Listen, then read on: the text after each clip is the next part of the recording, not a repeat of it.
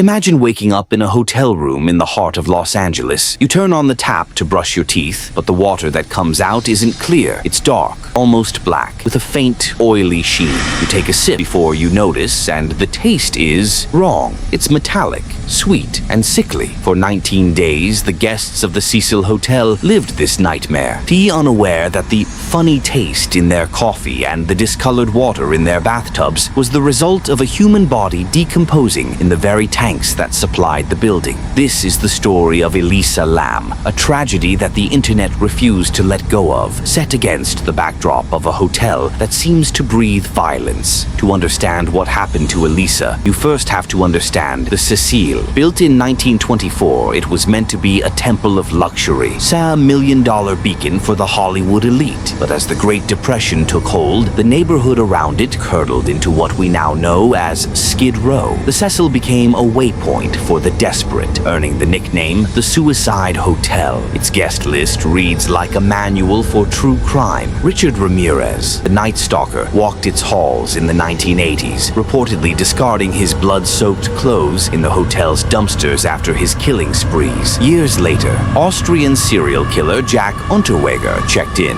specifically choosing the Cecil to research the crimes of Ramirez while he hunted local women. By the time Elisa Lam checked in on January 26, 2013, the building had seen at least 16 unexplained deaths, a legacy of insanity within its walls. Elisa was a 21-year-old student from the University of British Columbia, a bright and creative soul who documented her life with a haunting honesty on her Tumblr blog, Nouvelle Nouveau. She called her trip through California her West Coast tour, a solo journey meant for self-discovery, but her digital footprint revealed a mind struggling with the weight of bipolar I disorder. In her writings, she was an open book, often using the quote, "You're always haunted by the idea you're wasting your life." In one of her final posts, she wrote about a relapse that left her feeling utterly directionless and lost. Despite these struggles, she called her parents every single day, a routine that remained unbroken until January 31st, 2013. On that final day, Elisa visited the last bookstore in downtown LA. The manager, Katie Orphan, remembered her clearly as outgoing, very lively, and friendly. She was buying gifts for her family, worried about whether the books would be too heavy to carry on the rest of her trip. This was not a young woman who looked like she was about to disappear. But back at the Cecil, things were different. Her roommates in the hostel-style dorm on the 5th floor had complained of her odd behavior, forcing the management to move her to a private room. She had been seen writing strange notes like "get out" and "go home" on her roommates' beds and locking them out of their own room. When the daily phone call to her parents didn't come, the LAPD was notified immediately. They searched the hotel but found nothing. No signs of struggle, no forced entry. Her room was in disarray, but her laptop, her phone, and her medication were all still there. 2 weeks into the search, the police released a 2-minute clip of surveillance footage from an elevator that would eventually be viewed tens of millions of times. The video is grainy, silent, terrifying. It shows Elisa entering the elevator and pressing a column of buttons, seemingly for several floors at once. But the doors don't close. She retreats into the corner, hiding as if someone is just outside the frame.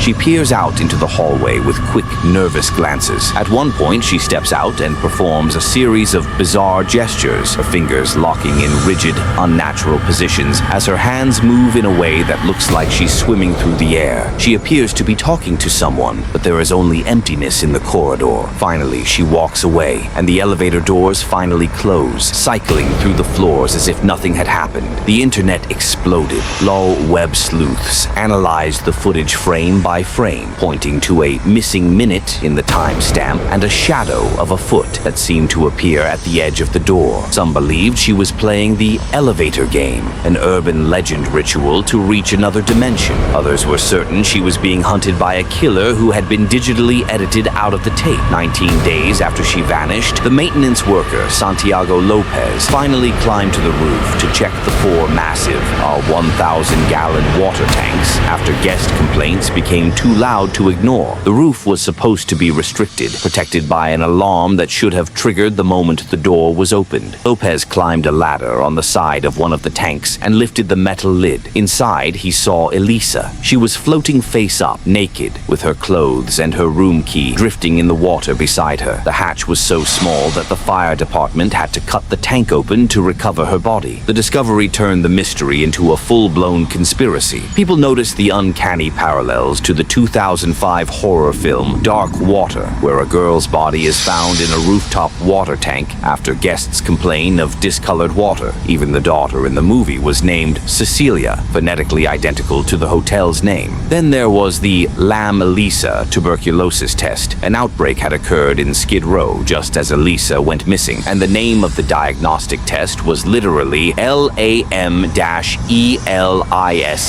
To the online community, this wasn't a coincidence. It was a sign. The digital mob needed a villain, and they found one in Pablo Vergara, a Mexican death metal musician known as Morbid. Because he had stayed at the Cecil a year earlier and posted videos with dark imagery, web sleuths decided he was the killer. They swarmed his social media, sent him death threats, and got his channels shut down.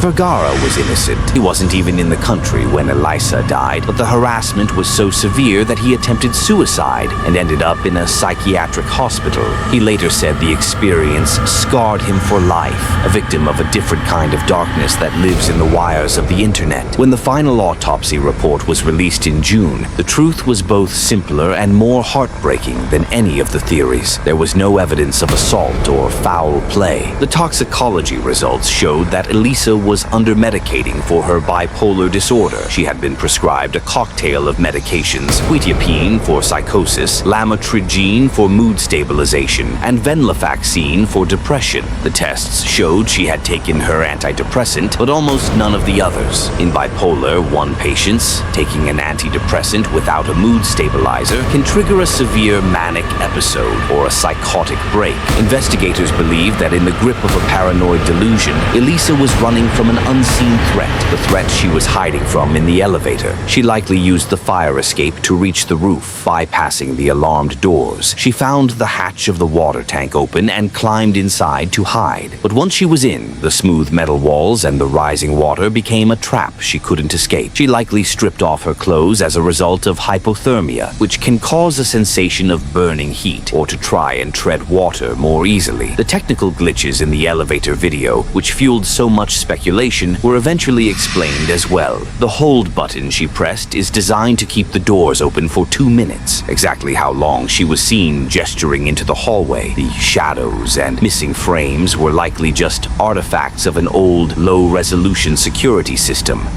Elisa's parents filed a wrongful death lawsuit against the Cecil, but it was dismissed. The judge ruled that her death was unforeseeable and that the hotel couldn't be held liable for someone entering a restricted area in the middle of a mental health crisis. The case was officially closed, but for the millions who watched the video, the feeling of unease remains. In the end, the story of Elisa Lam isn't a ghost story or a government cover-up. It is a tragedy about the fragility of the human mind and the danger of a world that watches but doesn't always see. Elisa entered the Cecil Hotel as a young woman looking for adventure, and she left it as a digital artifact, a face on a screen that reminds us how quickly normalcy can vanish. She was more than a viral video. She was a daughter, a writer, and a dreamer whose final moments were captured in a silence that still echoes today.